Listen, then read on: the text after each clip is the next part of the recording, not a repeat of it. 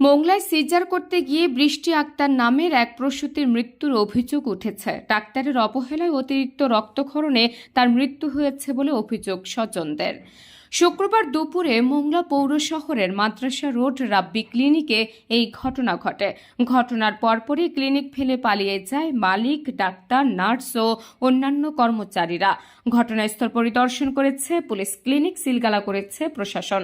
ভুক্তভোগীর স্বজন ও পুলিশে জানায়, মোংলা ঢালির খণ্ড এলাকার রুহুল আমিনের স্ত্রী বৃষ্টি আক্তারের প্রসব বেদনা দেখা দিলে শুক্রবার সকাল 10:30টার দিকে ওই দম্পতি মোংলা পৌর শহরের রাব্বি ক্লিনিকে ডাক্তারের কাছে নিয়ে যায়।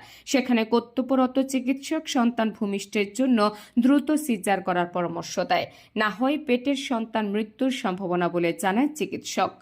দুপুরে প্রসূতি বৃষ্টিকে অপারেশন থিয়েটারে নিয়ে সিজার করলে একটি পুত্র সন্তান জন্ম হয়। এর কিছুক্ষণের মধ্যে অপারেশন থিয়েটারে বৃষ্টি আক্তার অসুস্থ হয়ে পড়ে এবং অতিরিক্ত রক্তক্ষরণে তার মৃত্যু হয়। এমন অবস্থায় রেখে স্বজনদের কিছু না জানিয়ে ক্লিনিক মালিক সহ নার্স ও অন্যান্য কর্মচারীরা ক্লিনিক ফেলে পালিয়ে যায়।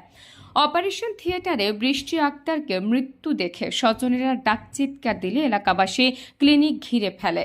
খবর পেয়ে ঘটনাস্থলে ছুটে আসেন উপজেলা প্রশাসন, স্থানীয় স্বাস্থ্য কমপ্লেক্সের পরিচালক, সহকারী পুলিশ সুপার সহ পুলিশের একটি দল। এ সময় সকলে পালিয়ে যাওয়ায় কাউকেই ক্লিনিকে পাওয়া যায়নি। উত্তেজিত জনতা ও বৃষ্টির স্বজনরা ক্লিনিকটি ভাঙচুর করার চেষ্টা করে। পরে পুলিশ পরিস্থিতি নিয়ন্ত্রণে আনে। উপজেলা নির্বাহী কর্মকর্তার নির্দেশে ক্লিনিকটি সিলগালা করা হয়েছে। এমন ঘটনায় 3 সদস্যের তদন্ত কমিটি গঠন করা হয়েছে। মামলার প্রস্তুতি চলছে বলে জানায় পুলিশ ও স্বজনরা।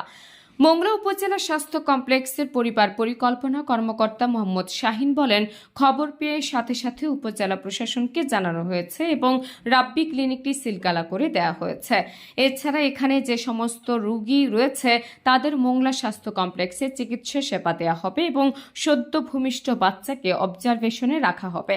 তার স্বজনরা চাইলে নিতে পারবে। আর বর্তমানে এ ঘটনায় 3 সদস্যের একটি কমিটি গঠন করা হয়েছে। মোংলা থানার পরিদর্শক মানিক চন্দ্র গাইন বলেন, ক্লিনিকে সিজারের সময় প্রসূতির মৃত্যুর খবর পেয়ে ঘটনাস্থলে সহকারী পুলিশ সুপার সহ পুলিশের একটি দল এখানে পরিদর্শন করেছে। এছাড়া উত্তেজিত জনতা ক্লিনিকটি ভাঙচুরের চেষ্টা করছিল। আমরা এসে পরিস্থিতি নিয়ন্ত্রণে আনতে সক্ষম হয়েছে। তবে ক্লিনিক মালিক, ডাক্তার, নার্স বা অন্য কোনো স্টাফকে পাওয়া যায়নি। এ ব্যাপারে মামলার প্রস্তুতি চলছে।